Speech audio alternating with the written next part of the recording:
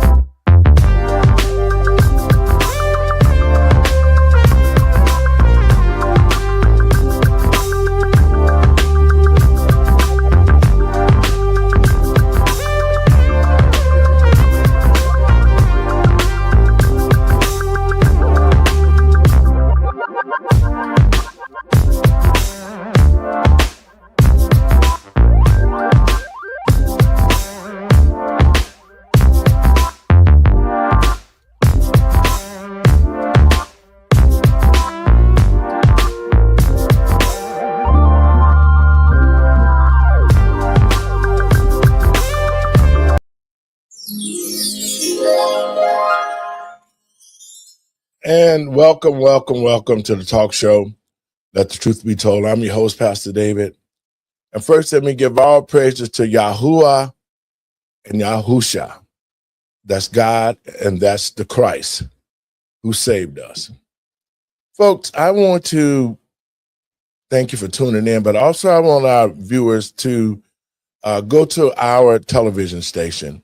It seems to be that we are continuing to have a problem with Facebook with the shadow banning. I think they hate the fact that a lot of people are watching the show in our groups who are chiming in. And so I'm encouraging people because, at some point in time, we're going to be moving this thing totally to the station. And I want people to be able to go right to the station and watch our 24-hour service television show where we'll have this show and other shows like Doc's show and Randy's show and Andre Peanut Butter and Jelly. So we got a lot great shows, but it's about informing the public and telling the truth. And in Black History Month, there's been a lot that have been hidden from the Black community. I think the Black community is at a place right now to where we need to understand who we are and what we're capable of and where we came from. Because it's this simple. In order to deceive a person, you have to make them forget on who they are. And the history of Black Americans in this country will hold true to say that we built this country with our inventions, with our technology, with our thoughts. All of the things that America was made great on were made on the backs of Black inventors in the Black community. Now, I'm not saying everything, but I can tell you this. The contributions that Black inventors have made to this country outweigh the fact that we're still begging for reparations. And they're saying that, let me get my team in. Hey, Doc. Hey. Mr. Binky. Howdy. And Randy. Hello. Thanks, guys, for coming in.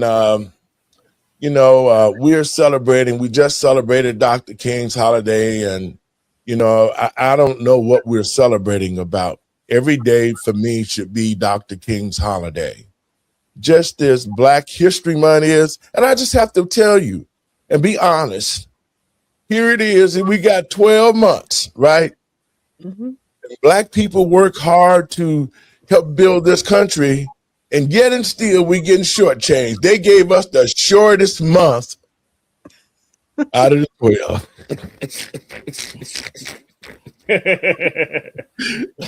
And so, but anyway, nevertheless, guys, listen. there's a lot of things going on in our community right now. And I feel that the Black community should be rallying around itself. Mhm. We don't need to be worrying about the illegals. We don't need to be trying to assist them. That's their problem, because I think good riddance, because just like in Minnesota, the Somalis overtook the entire Black community and ran Black people out of there and made the community their own to do the corrupt acts that they did. And I think, like you say, Randy, it's time for Black people to stop being that damn emotional support pet. Yeah. So Yeah. my question to you, and you guys can, check this out. Doc, your thoughts on Black History Month, and what do you think that we should be doing, Black Americans, to the American people and patriots across this country?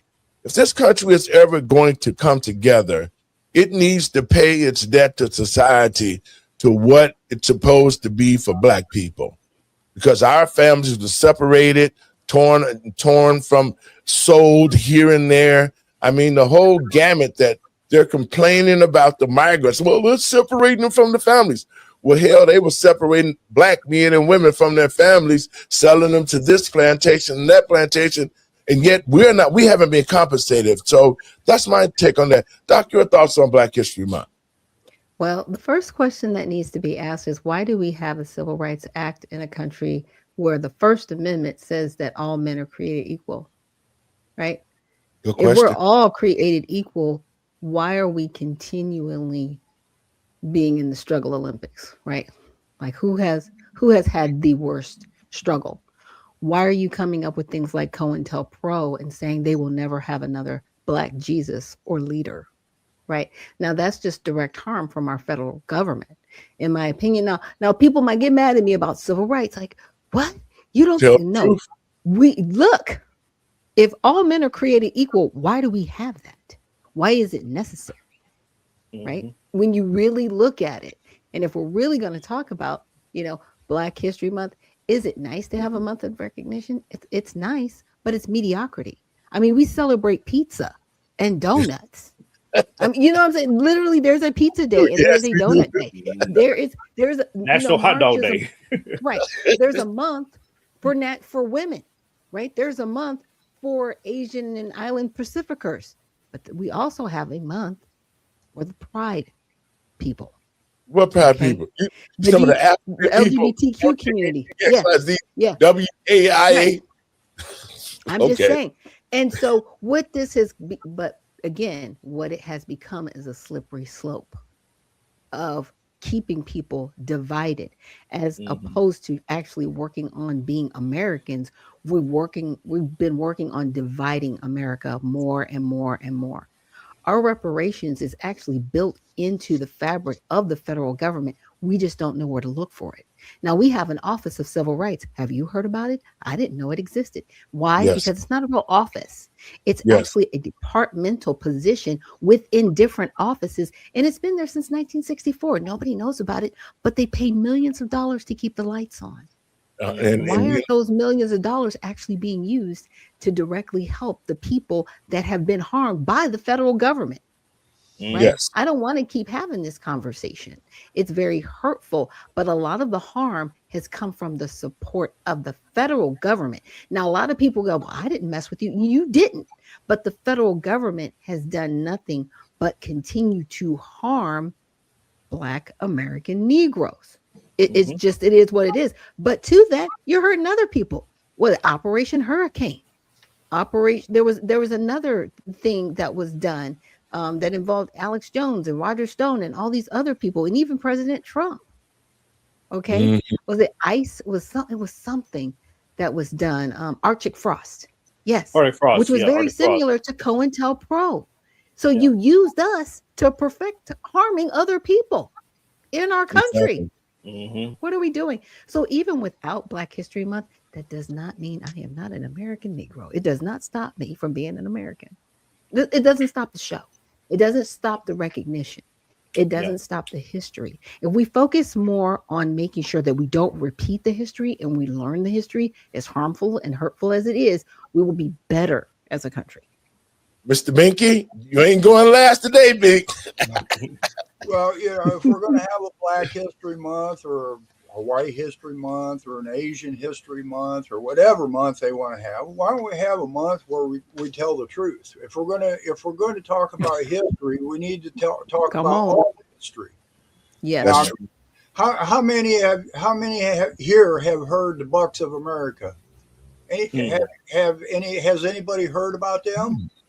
Do you know what the Bucks of America was? I'm sure you're going to advise us. I'm going to. This was an all-black regiment that fought in the Revolutionary War. Yep. The white, white Continental Army with George Washington. You know, there's a history here. We can play victim all we want. I don't care if you're white, black, or whatever. There's always a story we can tell that we can claim we're victim. But if we're going to teach a history, let's teach all the history. Because what I understand, all I ever heard, and I even thought Dr. King was an evil man because of the news. Every time you seen his name, you seen riots. As a kid, I'm looking at a guy that's starting riots. And I automatically thought Dr. King was a bad guy until I talked to Elvita, and she was straight up front. She told me everything about Dr. King. He was not a perfect man, and none of us are perfect. Exactly. Even our founding fathers weren't perfect, but we are not taught history the way it should be, and that's being truthful about it. We shouldn't have to claim that we're victims. There was white slaves that were torn from their families from England. This is an all-around deal, as Doctor said. This is a history that we need to be taught, that instead of being victims, we all actually have something in common. We really do. We all fought, white, black, for freedom. We fought together. And as Doc said, all we're taught today is division. So if we're going to teach the truth, teach it all. That's right. Randy? I echo that, Steve. And I would say, everything that we deal with in society. Well, first of all, I'll say that, Ronald Reagan said it best. The most hurtful thing the government could do is help you. And those 9 famous words, I am from the government, I am here to help, you decline that help immediately, because it's going to cause more harm than good. But it comes with a cost. It comes with a cost, exactly. It may be your cost. But on the idea of Black History Month and hyphenated nationalities, these are all social constructs, in my opinion, that keep us divided. You say you're Asian American, you're Chinese American, you're Mexican American, you Black American, African American, white American. These are you're perpetuating the division right there in itself. As soon as you open your mouth and you identify as being divisive, you're perpetuating it. So this is where we at in society, and you don't find this in Europe. You don't go to Europe and you'll see it says, "Oh, I'm German Slavic," or I'm German French, because I'm mixed. You're either German because you live in Germany, or you're a Frenchman because you live in France. You're either Italian because you live in Italy. No color association, no ethnic background association. You're this nationality. That's it. Well, because they're also dealing with their nationality. Their nationality is their ethnicity, and that's the thing that's different about it. Exactly. That is true. Yeah, that's true. But they built it, and my point is, they built it into their culture. They built it into their system, and so but us as being Americans over there, they don't recognize are you African American? They say you're American. Period. Yes. That's it. So that's what I'm getting at is we create our own division here at home in America, and so if we got away from these systems, and I don't recall ever hearing about recognition month of anything over there outside of their national symbols, but so that, but else, so we are we dig our own hole. We dig our own grave and we lie in it every day. And so until we recognize that and say, let's get away from these things and start saying, start living a normal life, then that's what we're gonna be at. So. Hey, Yeah, Randy. we eat donuts every day. Yes, we Special eat day for donuts. exactly. Hey, Yes, Steve. Randy, what's the use of a hyphen? To separate a word as in a continuation. Right. So you just The history school lesson Right. with it. you mentioned African hyphen American, Right. Asian hyphen. It's a division. Division. Yeah. Now let's wait a minute. Wait, I got to intervene now. Let's get back to reality. Yeah.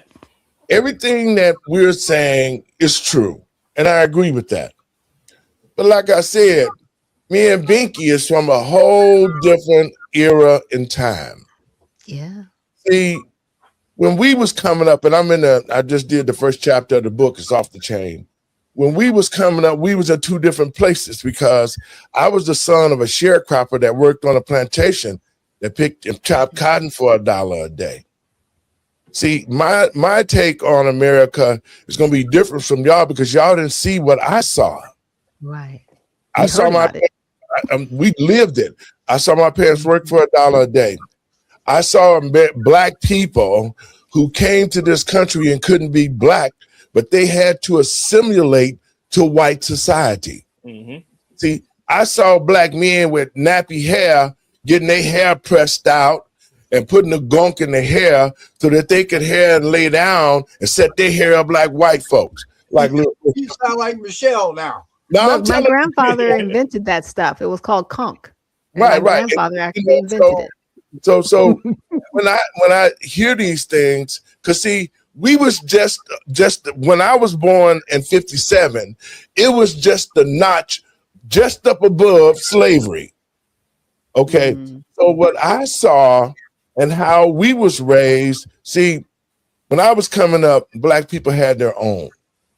After black people left the South, they built communities and they built the ideology of Black Wall Street. But at the time, when the Little Richards and Elvis Presley stole everything from Little Richard, all the twist and the twobbing, that came from Little Richard. And we're talking about true contributions that black people made. Just about everything that's been made in this country were made by black inventors.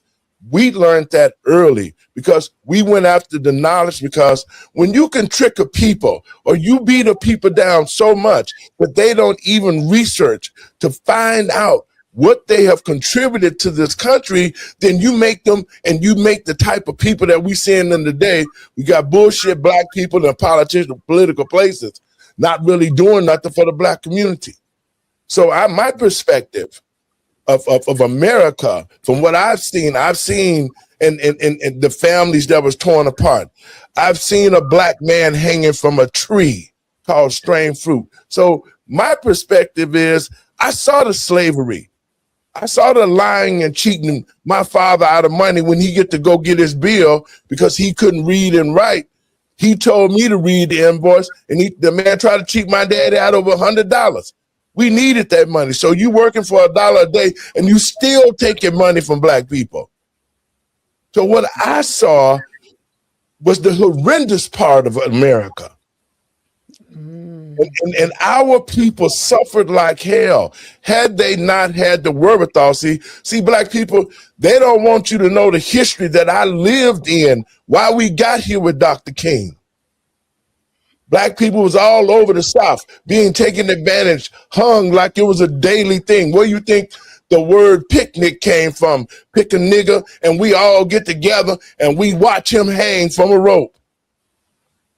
That's why they don't want you to know about your history. They want to erase all the bad things they did to black people, but yet the deception. And you stole everything from the black community. Now you make it seem like we such a liability when you destroyed our economic engines. You put it in place to destroy our families. The family structure of black people is down to like 8 or 9% from the 60s, 90%. So when you talk about reparations and you talk about the migrants that are here, you're giving them $10,000, you're giving them vouchers, you're giving them everything. They're fighting like hell for them. When's somebody gonna fight for black people? See, these months don't mean shit to me because we haven't progressed. But I know the history. I know where we came from. I've seen black men piled up in jails. When I was down south, it was so horrendous, and that's why I'm writing this book. Black people were scared to walk around, brother. Pastor. And that's why I'm saying this. We need to be compensated, and we need to come together as black folks so that we can rebuild the black community. Go ahead, Randy. Pastor, you know why these illegal immigrants are getting treated better than we are? It's simple. It's because we have everything. They have nothing. And we have to embrace the brown community into the black community and give them what's owed to us, give them what we already have and everything else, because we're here. We're living the American dream. And it's only fair and only right that we sacrifice again, because we're the emotional support animals for everybody else. And we got to give it to the illegal immigrants now. So yes, Pastor. The white liberals will tell you, shut up, nigger. You're going to give it to the illegal immigrants and you're going to like it. Just like the socialist ideology that the Democrat socialists are speaking now. You're going to own nothing and you're going to like it. And they're not talking to white people. They're talking to the black folks. And black folks are sucking it up and saying, oh, yeah, Democrat socialists, yeah. You're dumb. It's a numbers game. It's a numbers game. They need the bodies. Because Tim Walz literally just signed a bill into place to give illegals driver's licenses so that they can actually vote in elections.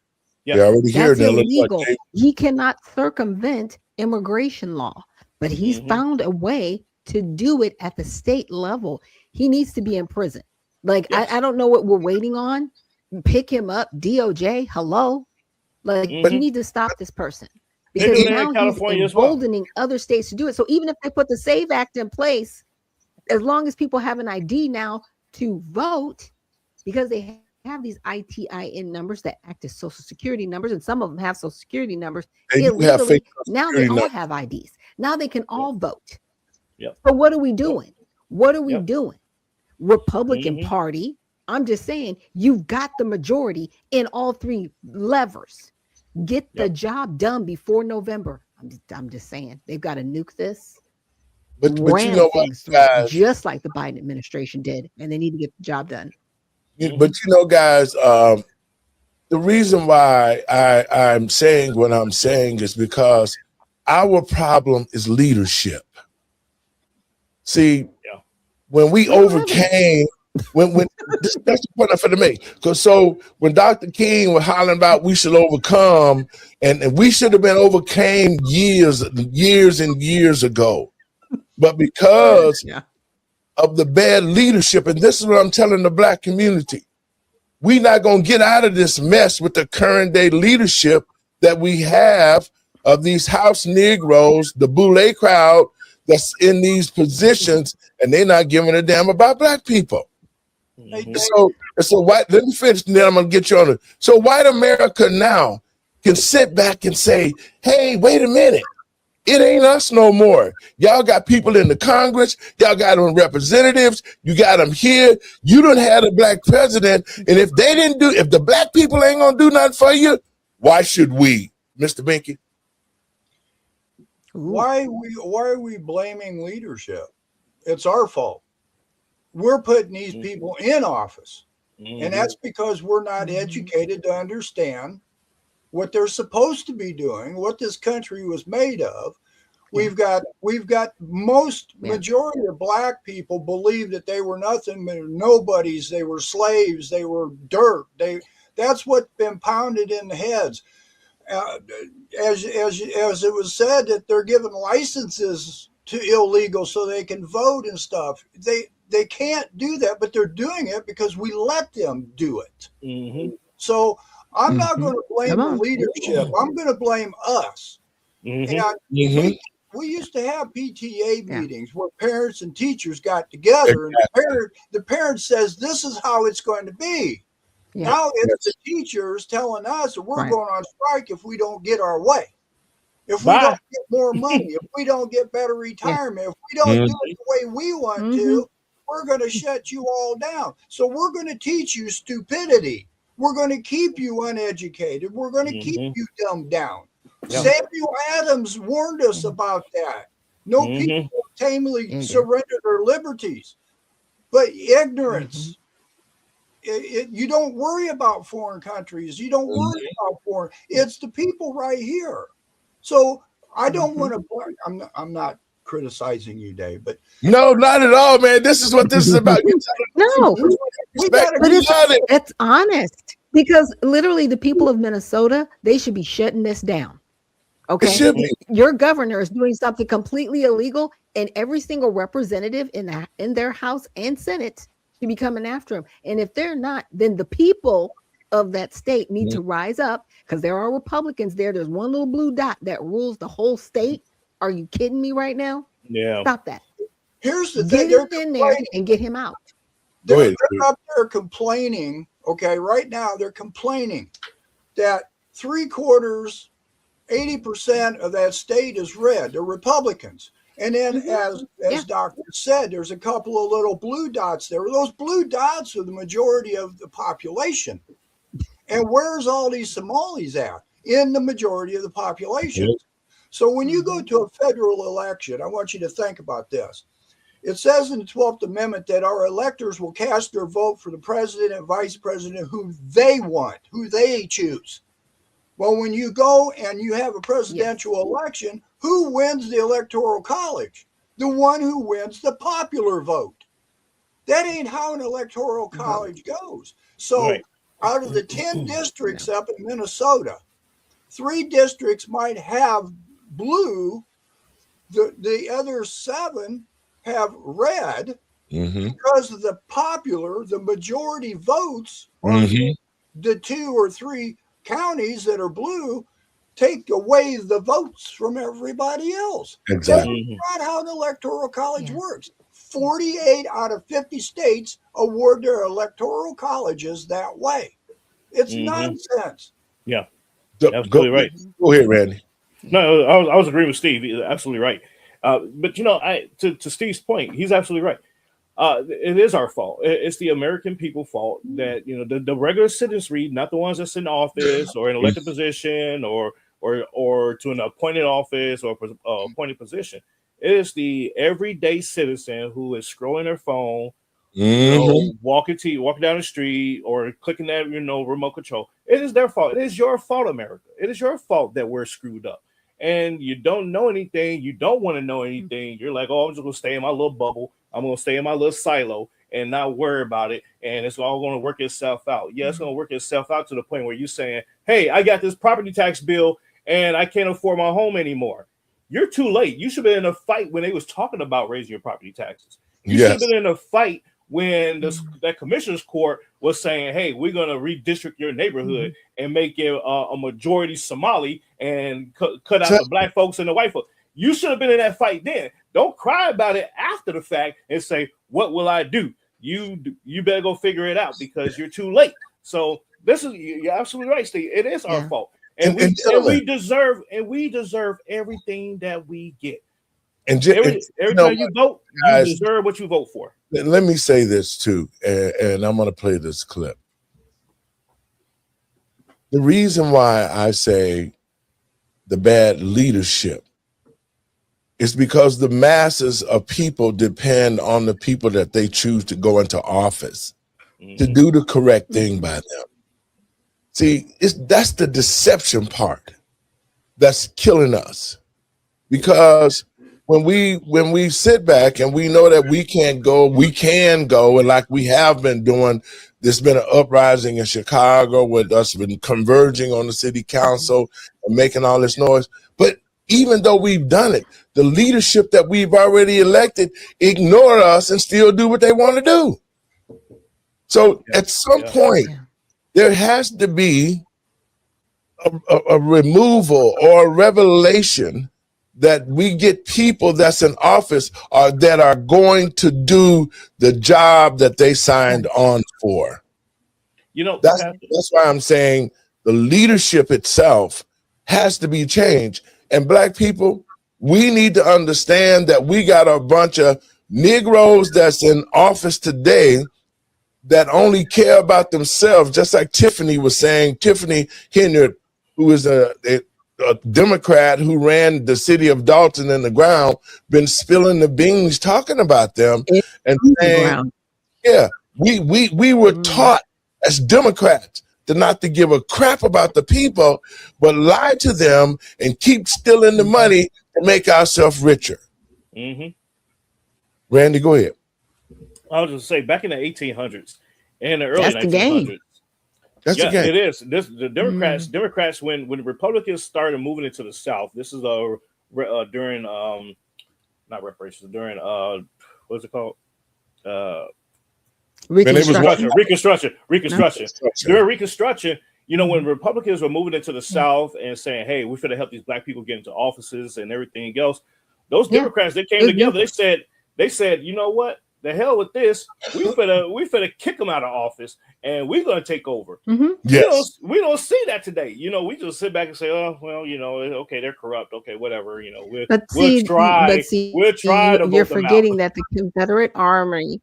You're forgetting that the Confederate Army at that time was pardoned, fully pardoned, and then released back into the South, and that's why our country looks the way it looks now. Exactly. It wasn't just You're absolutely right. It wasn't just that people were like, yeah, people were actually living peacefully.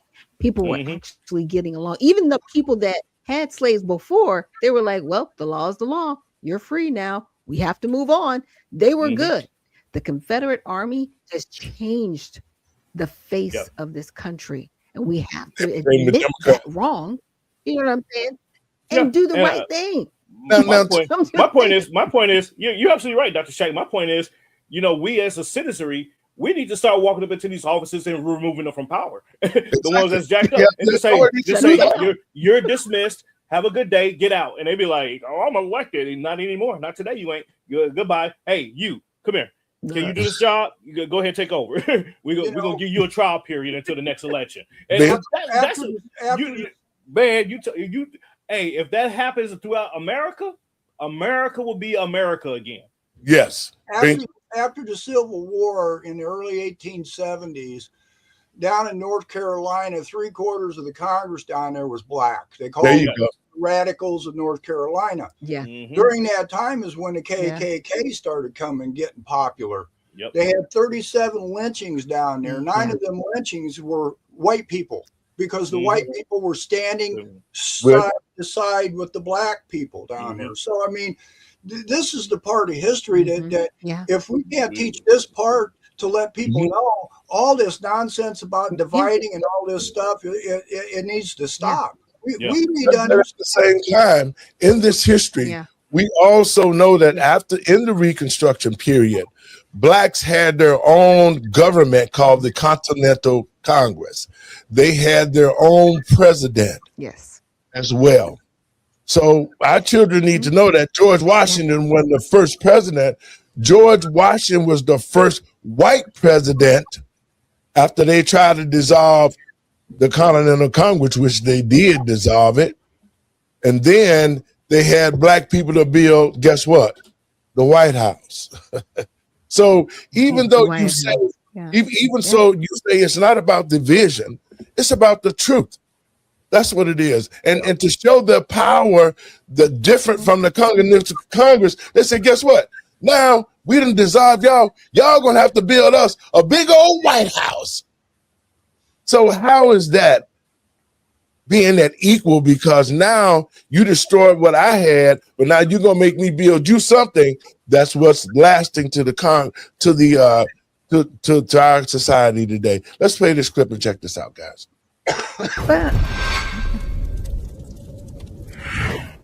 Christopher Columbus did not discover America.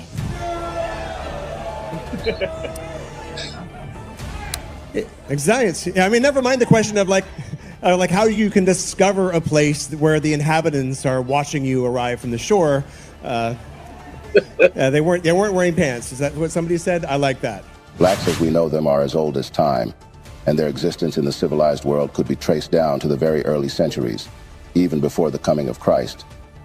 Going forward, the conventional history reports that Christopher Columbus discovered America in 1492.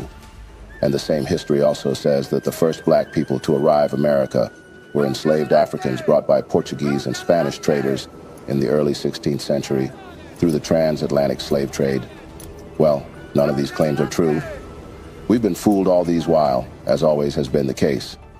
Interestingly, recent research has proven that some black people had been in America for more than 1,000 years before Columbus ever stepped foot into the American continent. In fact, there is strong evidence pointing to the fact. What is the main idea in your book, They Came Before Columbus? The main idea in my book is to show that early America before the coming of Columbus, was a far more complex society than people imagined, and that it involved Africans. Africans came in here. They came in on several occasions. Sometimes these were accidents, sometimes they were on purpose, and that they had an influence, an actual impact, an influence upon the formation of certain American civilizations. When we say pre-Columbus period, what are we talking about? We're talking about long before 1492. It is absurd, and only fools can still believe that Columbus discovered the Americas in 1492. In fact, Columbus never even came to this continent. Columbus wandered about in the Caribbean islands, just on the very edge of the great civilizations. Shocked? Don't be. It is true. Unraveling the raw truth behind the curtains of history is what we are about today in this video. Journey with us in our quest to find out just who the real lords of the Americas actually are. So anyway, there were actually many other mariners before Columbus that discovered America as well. Decades earlier, even eons earlier, there were so many people that were coming across these islands and this continent. But it's only been in the last century that evidence has surfaced and continually grown to indicate that many of these pre-Columbian explorers might have come from Africa. The facts point out that black people actually it was who were in America thousands of years before Columbus. Before we go on, do not forget to support our efforts by hitting the like button before you come from Africa. Share with your friends and families to keep spreading our eye-opening black narrative, and consider subscribing to stay. Okay, Doc, your thoughts on it so far? It's just, look, all black people did not come from Africa. There were black people like all over the planet in different locations. They just weren't called black, right? Yeah. Because they actually had an origin of place where they were. It's always interesting, the whole Christopher Columbus thing, because he actually discovered like Mexico and South America. He didn't actually discover the American. Exactly. He discovered Mexico, genocide, and now we have Mr. Pedophile did not discover anything. There was a lot going on. There's a lot going on. Like I said, I'm just saying. How can you discover a country when the people are sure waiting for you to get there? Right. But to Mr. Big's point, we have to learn not revisionist history, but just history the way it's played out.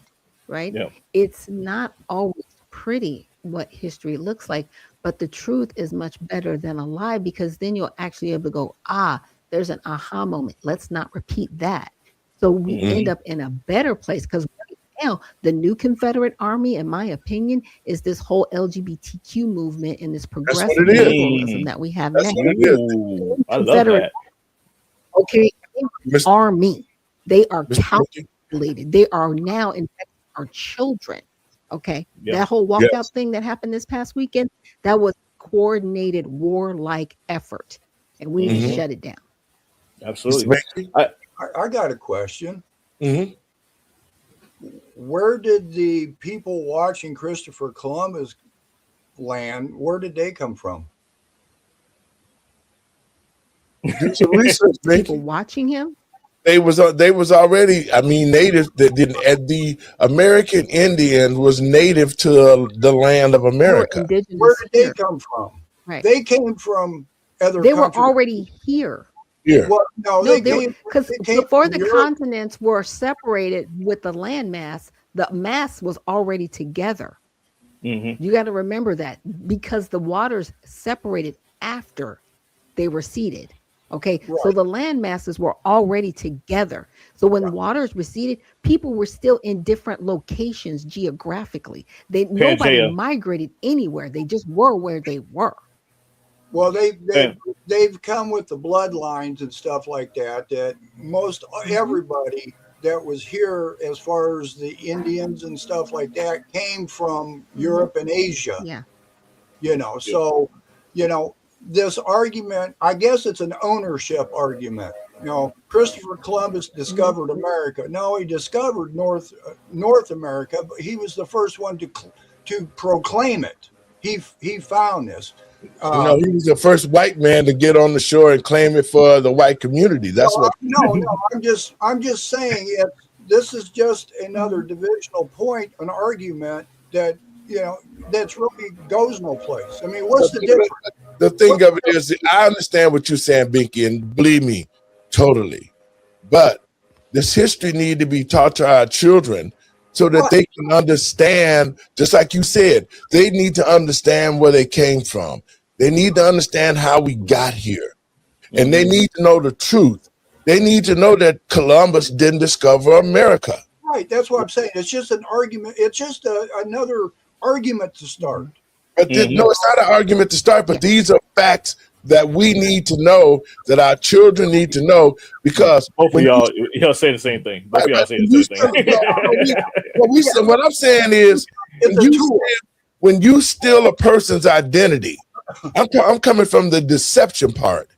When you steal a person's identity and then you force them to assimilate to you in your lifestyle, that's wrong. Because had you forced the Somalis to the American lifestyle, they never would have been able to steal that money like you did black people.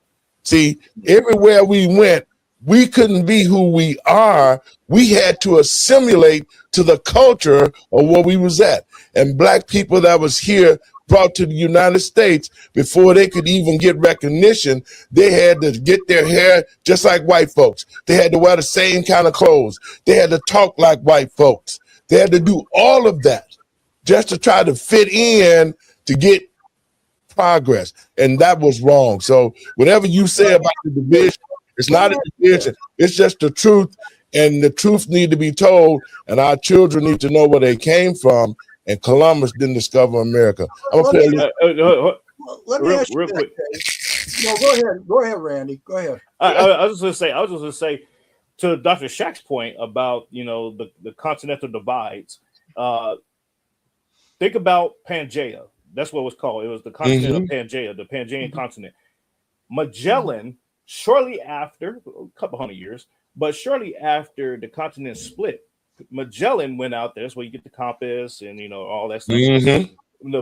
Magellan, he went out and charted and mapped out the world and what we saw on world maps. That's credited to him. Now you go to Italy, where Christopher Columbus is actually from. He's Italian. You will go to the museum in Naples there, and they would show the original mapping and everything of where he brought back and where he actually was at. And guess what? That wasn't the Caribbean. It was the Caribbean islands, and then he also charted up into Cuba a little bit and over into I want to say now what is considered modern day Belize. He was in those areas. And so so the Americas, that's North America and South America, is named after Amerigo Vespucci. And he came long. It came long before Columbus, So the idea that the Native American population, the natives of Mexico, the Aztecs and Mayans and all that, they have huge stones that I've seen with my own eyes, of the image of black men with big noses and everything. And that's why the Sphinx was. That's why you see the nose on the Sphinx in Africa. Yeah, in Africa, but these things still exist down in like you go to Cozumel, you go down to the Chocoban, Chocoban, I would say Chocoban, Chocoban ruins and everything, and you go off into like the little rainforest down in Belize. All these things still exist, and they show attribution to Africans. that came Yes. there and visit and gave influence into those communities and everything else. So to both of those points, the history needs to be taught the way it actually happened, and stop attributing the things to people that didn't do it. You know, Exactly. Columbus. So when people get mad when we say, "Oh, it's Indigenous Peoples Day," and it's like, and they taking away from Columbus, they're correcting the record. Yes, that's what You they're know, and doing. so it's like I'm it gonna is tell a what little it bit is. more of this, guys, and I want your thoughts on it. Yeah, Discovery of America. Now, unfortunately, this is the 1920s, so as yet, no serious archaeological evidence had been done to, or work had been done to support his botanical theories, because everyone was over raiding tombs in Egypt and things like that. Nod to Howard Carter. So he didn't have a whole lot of other stuff than the names to support him. However, he knew that other clues must exist. For example, he pointed out that Columbus himself was aware that African mariners had preceded him. In his diary of his second voyage, Columbus tells of how the natives of Hispaniola actually had given him gold-tipped metal spearheads that they said were brought by black-skinned people who had come in large boats from the south and southeast. Coincidence? I think not. No. So what's interesting about that, so upon returning to Spain, is that he actually took the spearheads and he sent them away, and they had them assayed, and it turned out to be that these spearheads were covered in this metal this alloy that the inhabitants called guanin, and the metallurgists actually found out that this was an alloy of 32 parts. It was like 18 of gold, 6 of silver, 8 of copper, which matched the metal used in spearheads made in Western Africa for thousands of years, as carried by medieval African warriors, including the Mali and the Moors. The West Africans even called this metal guanine, the same name used by the natives of Hispaniola. But nothing more was said about that. Your thought, guys, and we're going to move on. That's kind of interesting that he used the word Moor, because when people talk about the Moors, their heads kind of like pop off and explode. And they go, what? Mhm. What are you talking about? There were people who migrated here, and they were actually here. They were called Moors, and they were also referred to as black-skinned people. And like he said, they did trading with West Indians, Mhm. West Africans that also came over here. And it's weird because I'm like, why are y'all so bent on not telling the truth? What is it that you just can't tell the truth about history? Like I said, we have a very jaded past here in the United States. I'd rather have a jaded past than be lied to. Mhm. Does that make And Randy, sense? you want to expound on that, Mr. Binky? Yeah. I mean, like I said earlier, no men were perfect. Right, exactly. And power's got this strange thing on people. Some people know how to deal with power, and some people don't. Some people, they want everything their way. They want to. They misuse the powers and interpretation and how they want to present things to people because of that power. So, I mean, that's a fault of every man. And in the beginning of this country here, even our founding fathers used in their writings about white men, So, I mean, through all this cultural stuff that was going on way back in the foundings had a lot to do with the way different countries dealt with this stuff. I mean, black Africans were selling black slaves. Europeans, the cultures of people in Europe, it's power, and to manipulate history is part of abuse of power. And you're right, Bink, because that's why I'm saying, the black community lost its identity, and it was done on purpose. Mm-hmm. It was done because if they knew that black people would be intelligent enough to know and find out all the things and contributions that blacks had created, that they would keep their own money and reinvest into themselves, and it would be just like the Wall Street. And you're right, Binky. It was the powers that be that said, we can't let that happen. Right, yeah. the powers to abuse. You know what? We can't afford this. And Randy, what you were saying about the statues and stuff, check it out.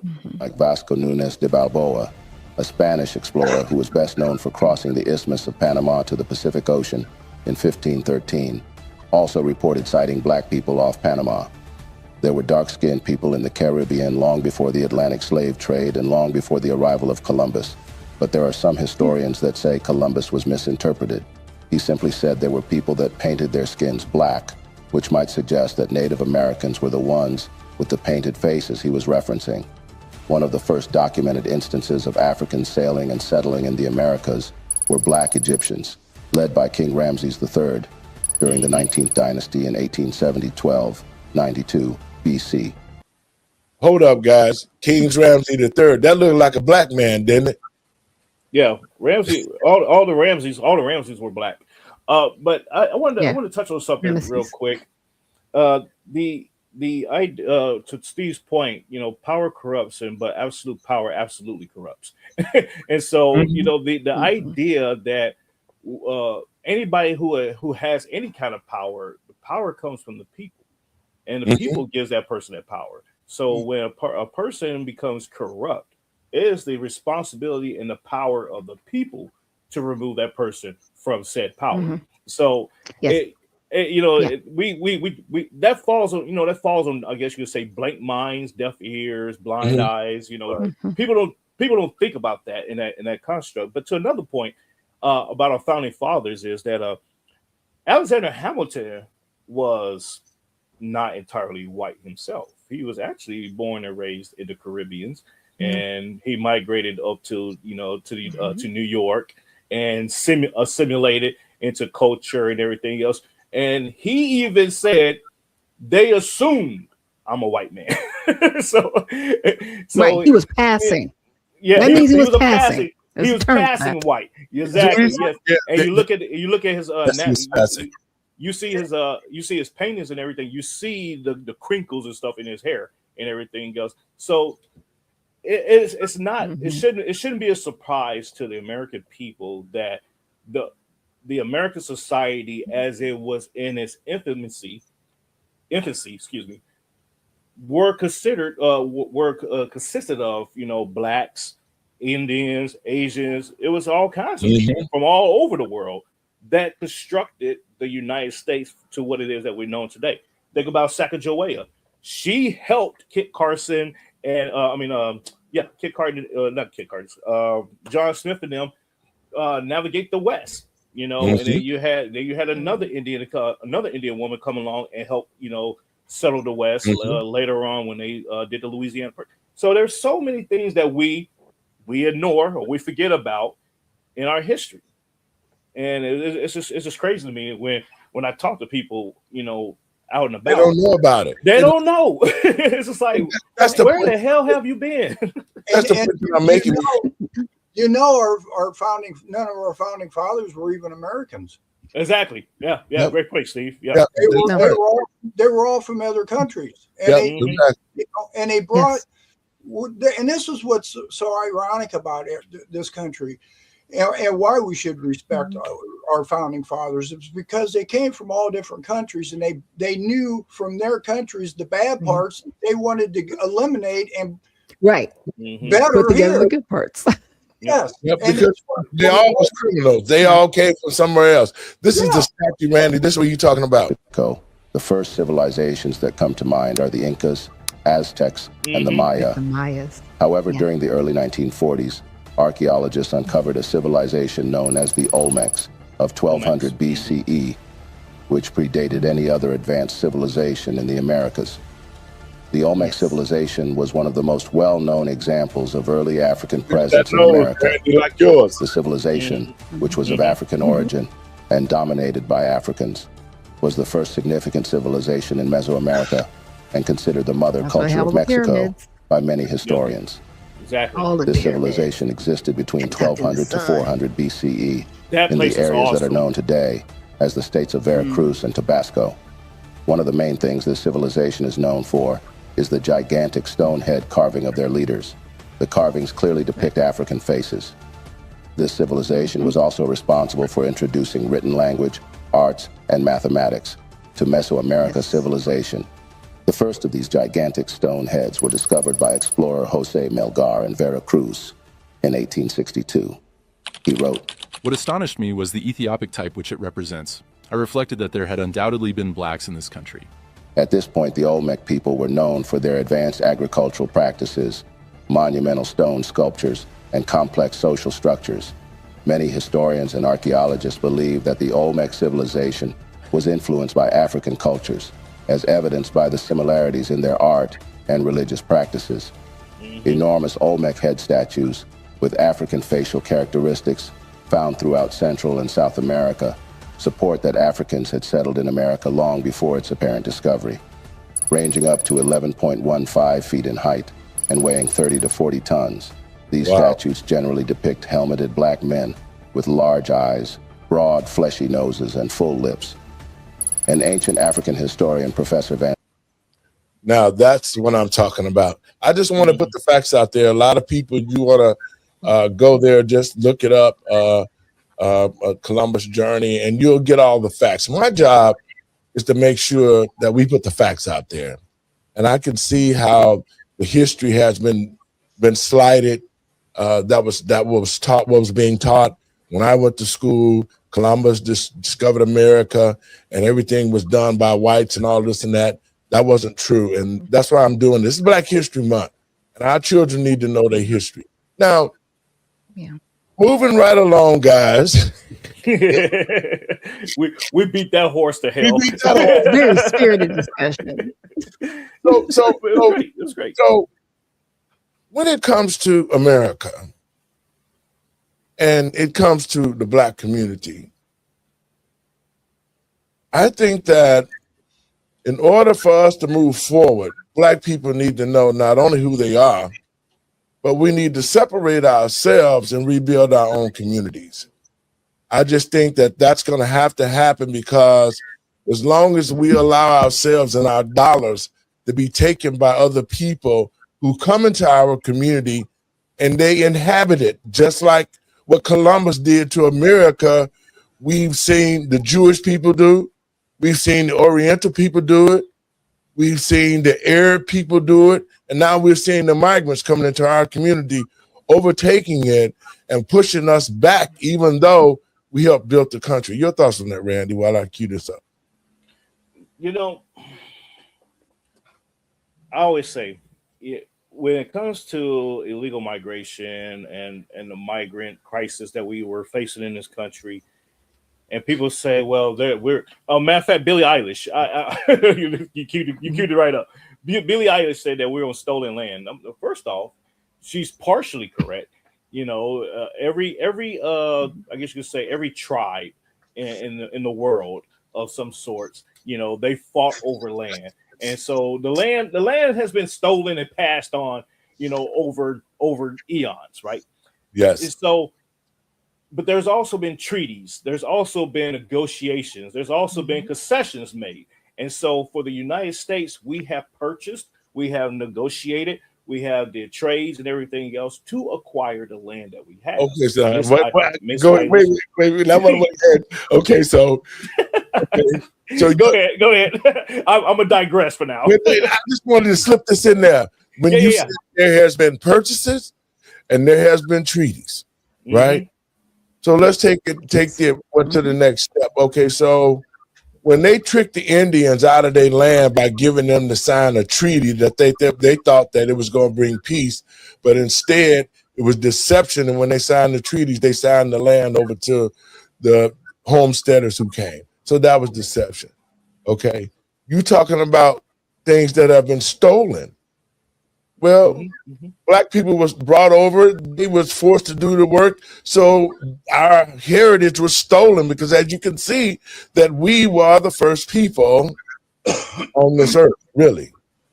And so these are the things that we're facing right now because these all things was done in deception to continue on to justify slavery, and to rob Black people of their ideology. Mr. Mickey, go ahead. Okay, I did some homework on this here. Okay? Okay. Let's start with 1783. The original colonies that were westward pushing, going from east to west here, that land was through a treaty with Paris. It's called the Treaty of Paris.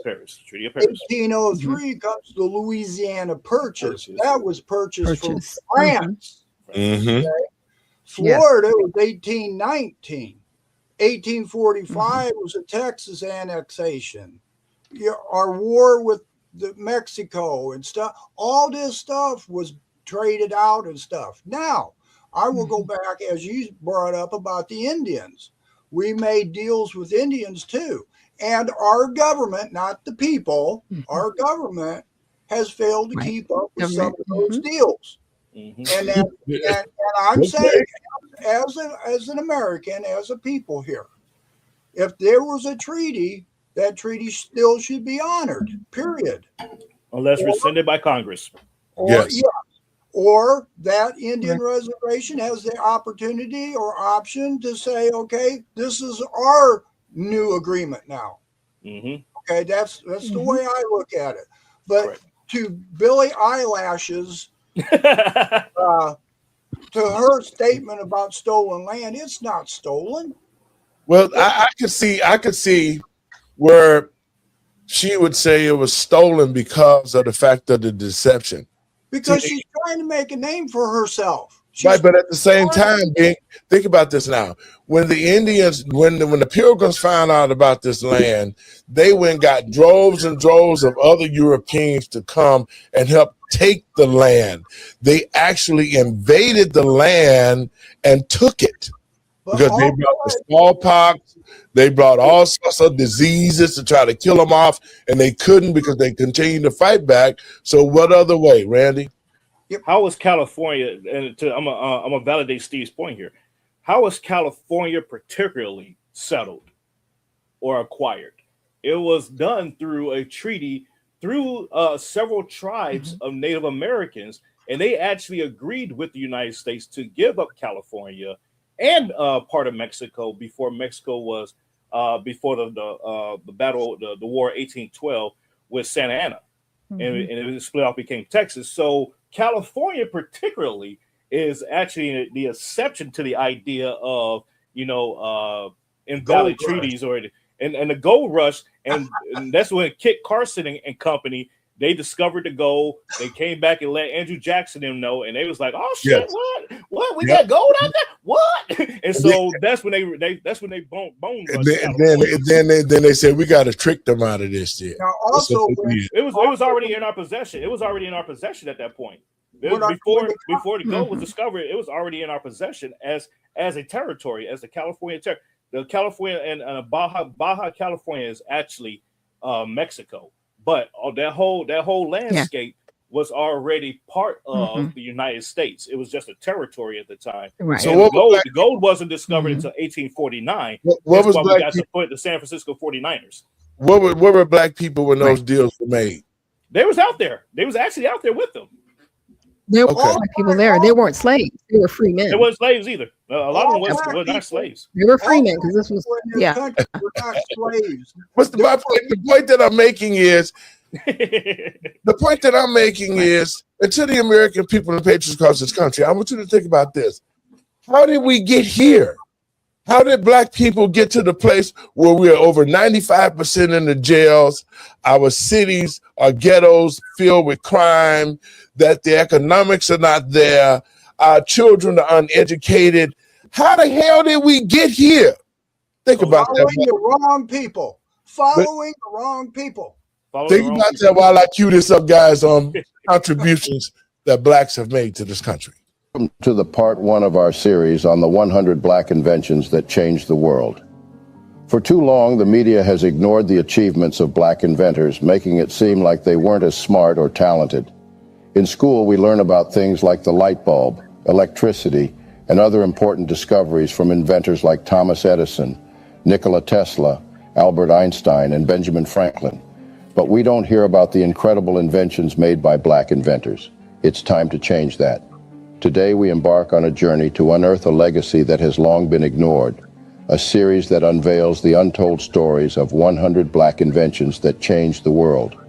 These black inventors, whose names have been shrouded in darkness, refuse to let their history hold them back.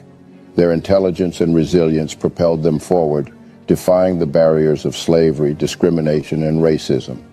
In this episode, we're going to share their stories and tell you about the amazing things they invented that changed our lives. Before we get right into the video, please smash the like button and subscribe to the channel so you can catch all the parts in this series and keep informed of our eye-opening black narrative. Number 100, three-light traffic light. The three-light traffic signal we see today has greatly improved our safety on the roads, but very few people know that the traffic signal was inspired by the invention of a black person. The person behind this brilliant invention was Garrett Morgan, an African-American businessman and inventor. He lived in Cleveland, Ohio, and was the first black person in the city to own a car. In 1922, he witnessed an accident between a horse-drawn carriage and a car, which inspired him to find a way to prevent such accidents in the future. At that time, police officers were responsible for directing traffic, but it was difficult for drivers to see them, and their signals were limited to just stop and go. This made it hard for drivers to navigate through traffic. So Morgan came up with a new idea. He invented a traffic signal that had folding arms with signs that said stop and go. The signal would be placed on a post above the road, making it easier for drivers to see. He also added a third position where the signal could be raised halfway, indicating caution. This was like the modern yellow signal that we see today. To operate the signal, a traffic attendant would turn a crank, raising the post and showing the appropriate sign. If necessary, the attendant could stop all lanes by showing the stop sign. Morgan's invention was patented in 1923, and he sold the rights to General Electric for $40,000. Number 99, home security system. The 1960s were one of the most dangerous times in American history, and for a black woman whose husband was always working at odd hours, staying alone in her home at night left Marie Van Britten Brown feeling pretty vulnerable.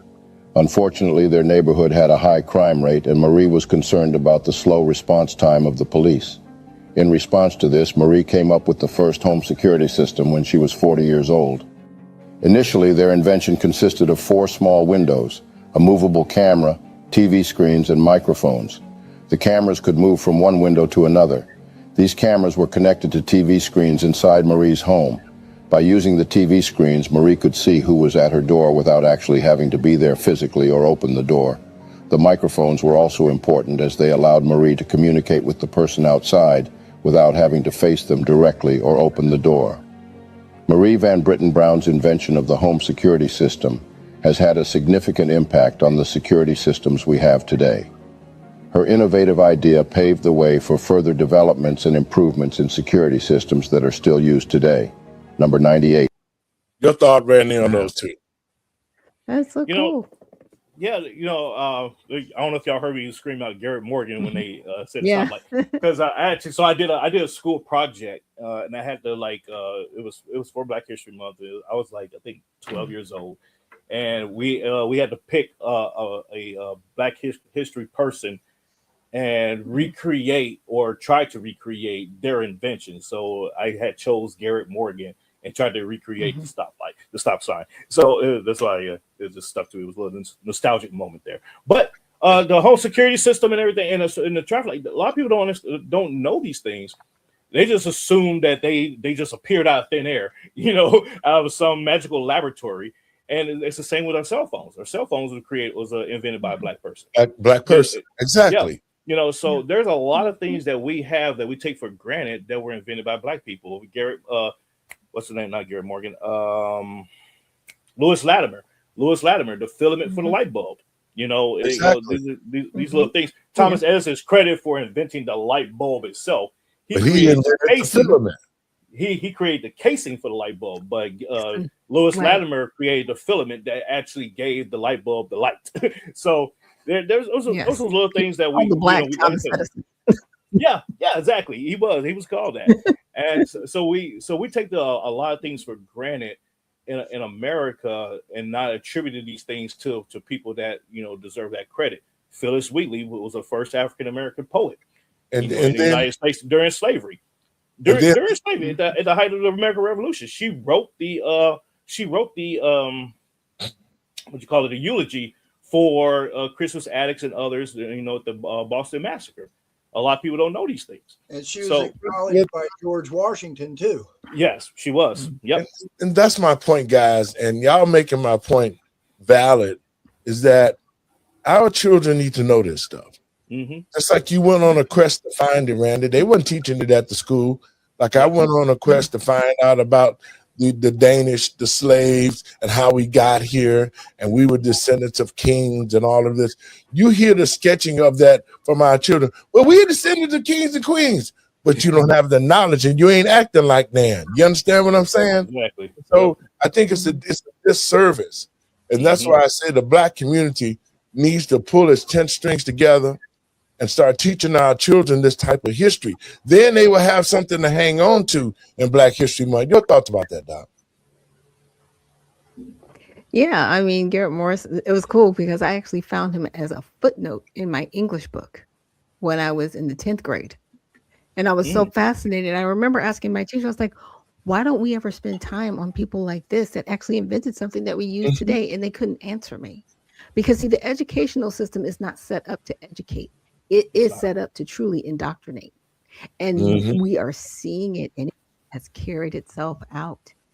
And it is up to each one of us to do what we're doing right now, to really push people, get up off the couch. And what I mean by that is get your brain up off the couch, outside of the idiot box, and start reading and start passing this along to your children and your grandchildren so that they understand and know that this place that we live in, that people actually try to die. They die getting here. Okay, some don't make it. To actually enjoy the freedoms that we have, teach our young people how to preserve the good parts. Just like Mr. Binky said, look, there were people that came from all different parts of the world to create what we have now. But if we don't preserve the good parts of it, we'll lose all of it. And that's my whole thing with our community. Our community has lost this type of character and knowledge, because in order for us to move forward, we need to know about these type of people, and that'll give you a mindset to say, wow, these were Black people. Let me think about something that we could do to better society.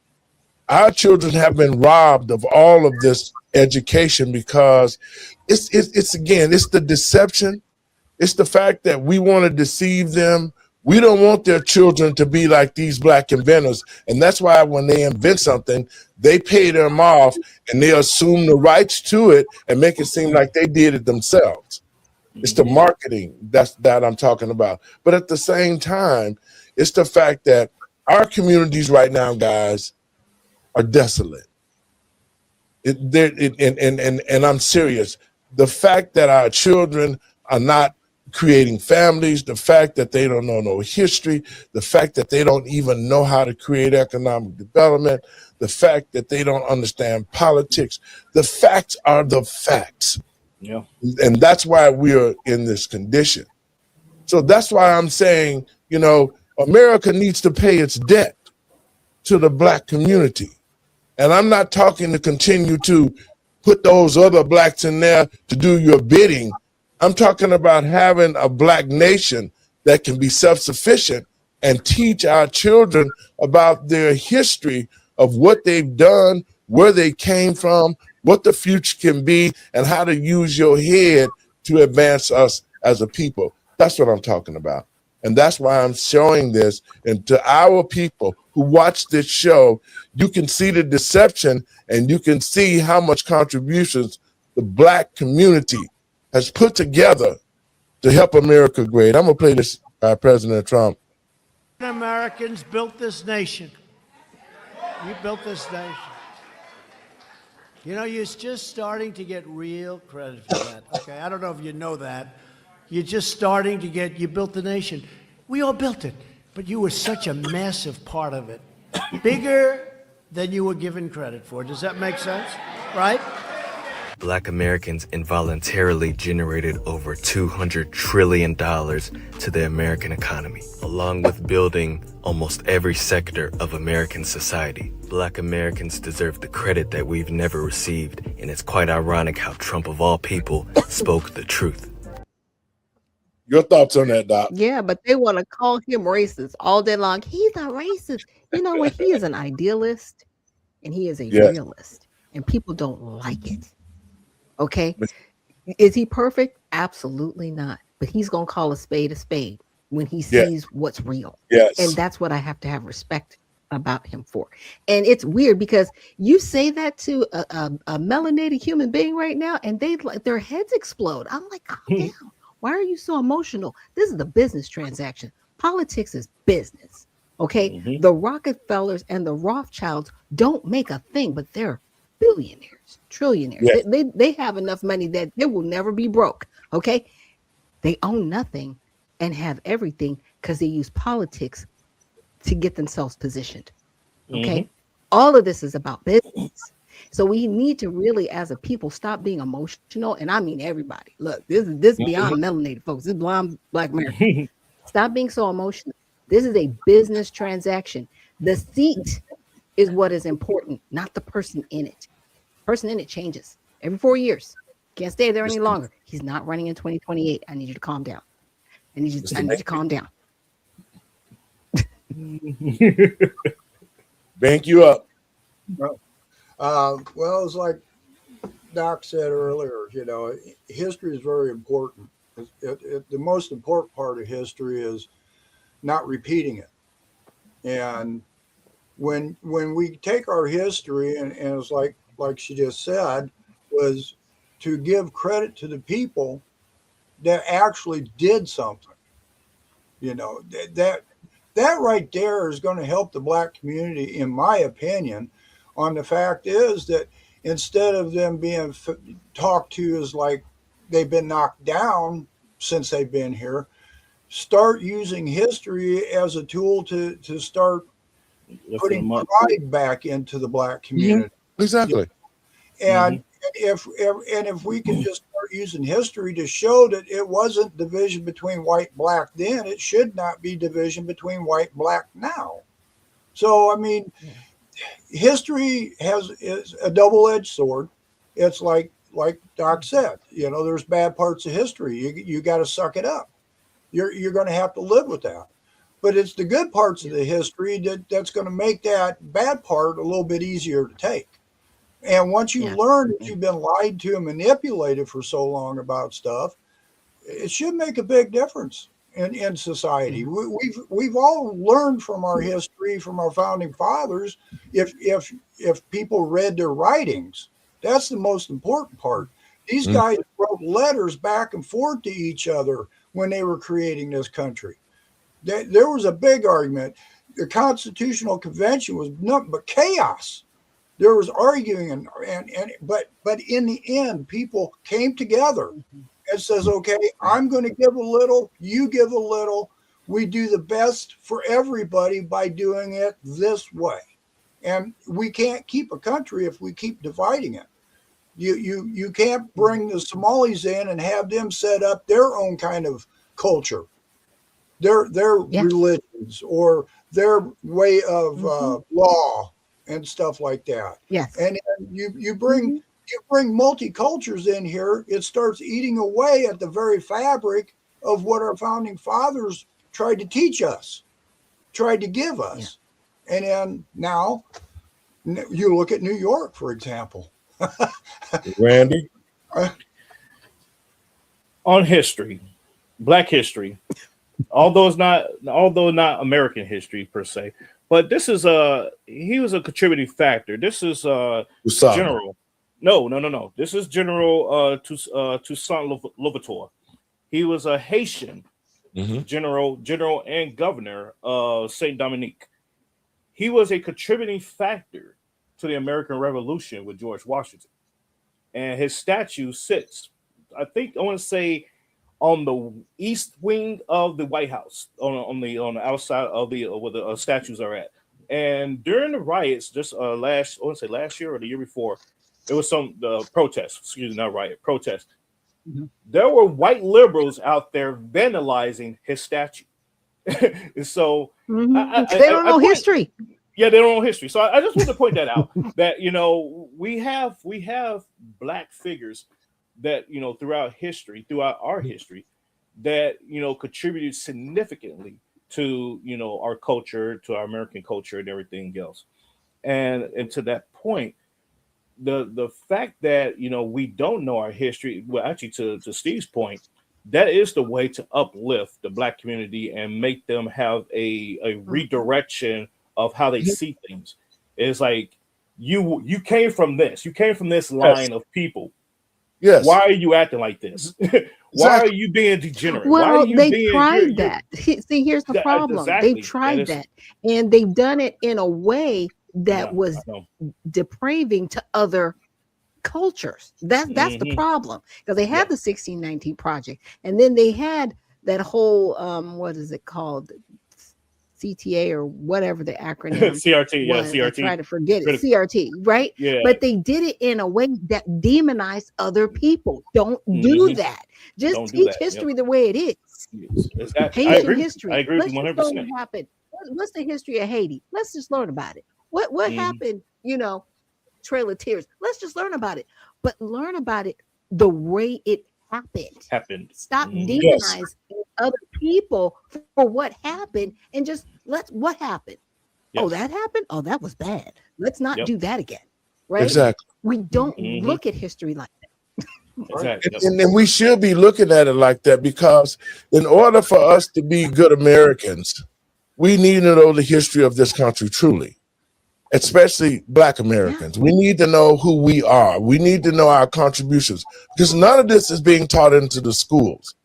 Besides the fact that the Confederate Army is the LGBT now, and their mission has been to really debase the Black community and make sure our children learn about homosexuality, pedophilia, and all the rest of the bad things that you could put into a community.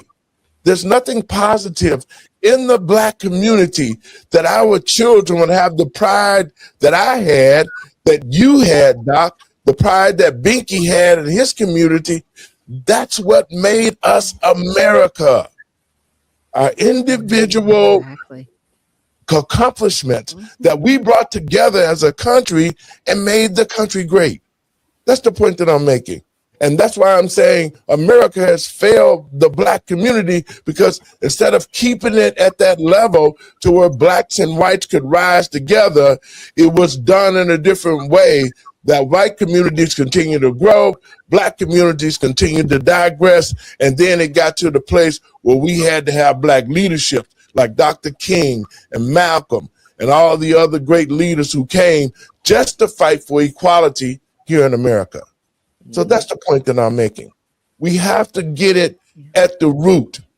Black people are great people, our family structure, everything, but it has not been taught. It has not been passed down to our children, and thus we see the Black community in totally disarray, with everybody coming in, with abortion coming in, the LGBT coming in, the sucking out of the economics, the 94 crime bill, the crack cocaine. All of these things were put into our community on purpose, and that was to debase the Black family, to make sure that there be no more Black inventors, there be no more DuSables. Because look at us now. We are tore up from the floor up, and our children, the only thing that they can devise is the chosen children, the college-educated children who they're making a way for, but they're not doing nothing for the everyday child. And these are Black people, and that's why I say we got these Black house Negroes in office who are not trying to build the Black community, but destroy the remnants and create a whole new history of Black people. And I can tell y'all, it ain't gonna happen. Some of them voted for the 1994 crime bill. Yeah, they did. All the preachers did that. The preachers went in and supported Bill Clinton and begged for it. And when they got it, it turned it upside down. And that's why I say the deception. It's the deception that America has done to the black community, and it needs to pay the debt. That's what I'm saying. Black Democrats always advocate for their own demise, through policy. You see it time and time again. I was at a community event the other night where, they were talking about, it was a neighborhood thing, and they was talking about these different policies with ICE and everything else. And it was mainly the black women and white women that were talking about ICE. And I'm like, ICE is not bothering you guys. Yeah, exactly. You're sitting here saying, they need to go and they're being disruptive and everything else. And then you turn around in the same breath and say, how can we make our community safer because we got a trap house next door and the police is not doing anything about that. But it's like, but the trap house is ran by who? The police too. Yeah. Right. And it's like, but the question I had was, who's running that trap house? Well, I think it's a bunch of Hispanics. You answered the question right there. I was just like, in our community, I digress. So, exactly. So it's interesting.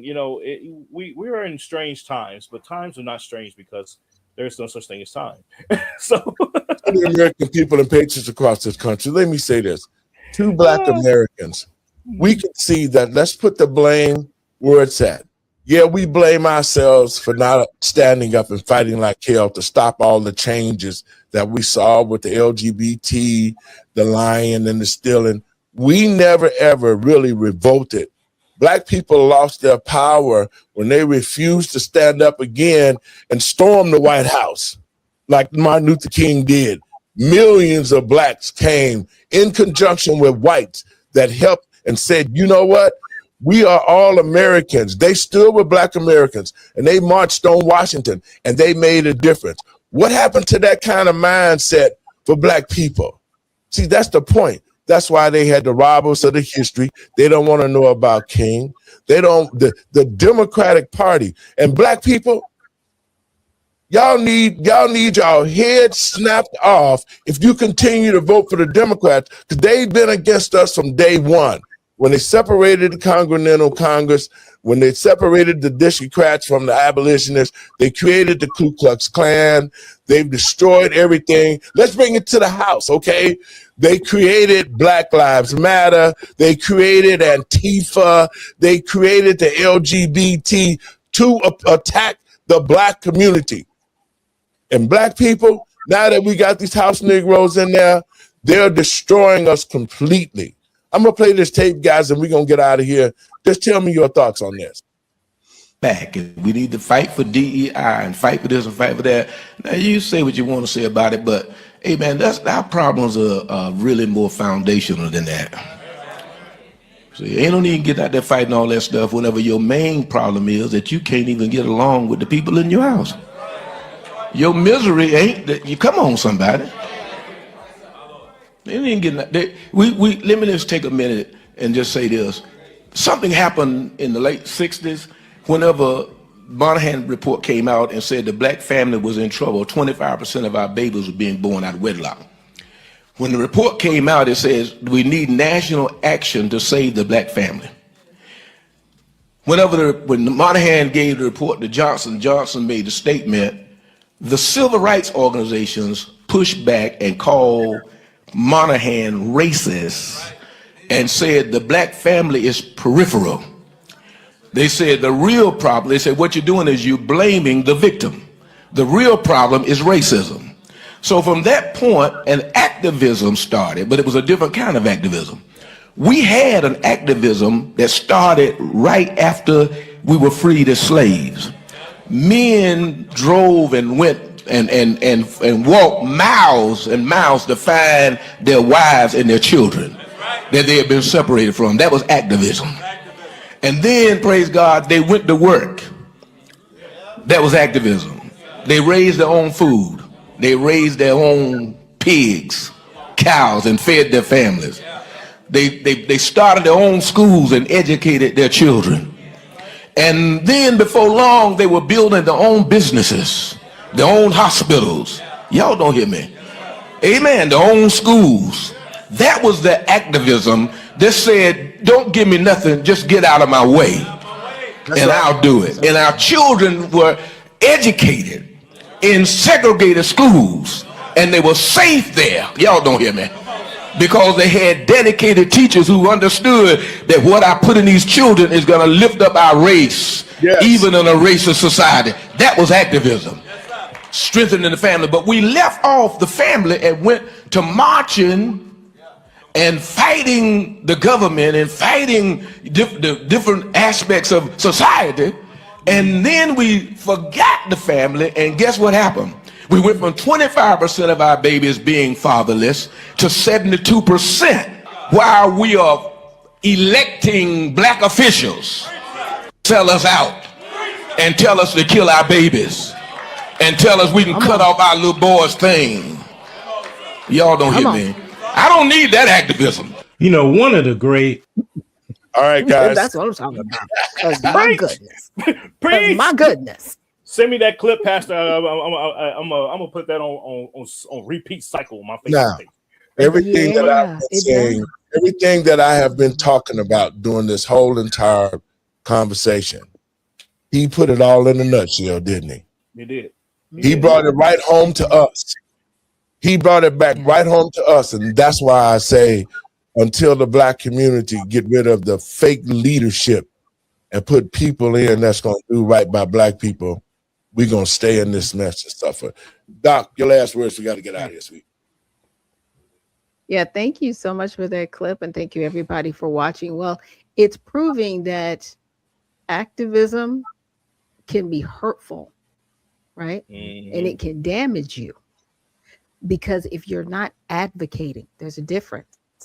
If you're not advocating on your behalf for people to do right by you and for you to do right by others, right? Because it all starts with you, then we will be lost, truly, as a people. So we need to advocate for our families and our children and for our politicians to do right by us. And when they don't, guess what? The lever works. Okay. And you need to vote people out in mass. We have so many elections going on. We got some coming up in March on. Okay. All the way on and into November. So I need people to definitely make sure they get out and vote. Check out the USA Redemption Party at usaredemptionparty.com. We are looking for servants of the people and members of our party. So definitely check us out at usaredemptionparty.com. Mr. Minky. Well, a mind is a terrible thing to waste, you know. Come on. Google is an easy thing to do. You just, if you want to learn something, you can Google it. But you also got to watch out on who you follow and what they say. You know, there's a lot of people out there like to twist stuff, like Howard Zinn and stuff like that, you know. So do your research, start learning a lot more about history. Everybody here today brought up very good points about why you should be learning more about history. Yes. So you learn more about yourself and learn more about this country. Randy? Yes. Thank you all for this spirited discussion today. I thoroughly loved it, thoroughly enjoyed it. You know, history is one of my, I guess you'll say, one of my biggest repertoires that I have, because, you know, like to Binky's point, the mind is a terrible thing to waste, and I love to use my mind. You know, I love to fill it to capacity on things, even though the randomest, stupidest stuff that nobody else is thinking about. I'm gonna learn about it. You know, it's just me. But I would say that, you know, with history, you won't know where you're going till you know where you've been. You Yes. know? That is one of the things that I live by. And regardless of the society that we're living in today, it's not going to necessarily be the society that we're going to be living in tomorrow. So we have to know where we came from to know where we're going with that. But folks, you can follow me on rperm.com, social media platforms at rperm, RPURHAM, and go ahead and pre-order my book, Polarizing America. It is coming out April 14th. And it talks about, you know, the history of media and how they've been lying to us for the last 6-7 years. So it's a breakdown of everything that's been going on and to COINTELPRO, talk about that a little bit. Operation Mockingbird, it's all in there, folks. And so Yes. you're gonna love it. But Good. thank you. I appreciate y'all, and see y'all next time. We'll keep promoting your book, Randy, and I love you guys. We'll get together. Let's do something Friday if you got time. Blessings to you, and we'll talk soon. Absolutely. Folks, I want to thank you for tuning into the show. Like I said, we have to know our history. Randy made it perfectly clear. You have to know where you came from if you want to know where you're going. And to the Black community, we have been a big contributor to this country. It has been downplayed. That's why it hasn't been put out there to where our children can pick it up and think out of the box, knowing where you came from. So I'm saying to the American people and patriots across this country, as we think about making this country again, we have to make all Americans great. That means that we have to rally around the Black community and fix it and help it get back to a place where it can be self-sufficient, that we can have our own, just like Pastor was saying. We need our own. We need to teach our children. We need to raise our own food. We need to have our own banks. All of these things that we need for ourselves that every other race has is missing from the Black community. So in order for America to pay its debt, our Black men and women need to be released from these jails and need to be compensated. All the inventions that Black Americans contributed to this country, Donald Trump said it himself. Blacks built this nation.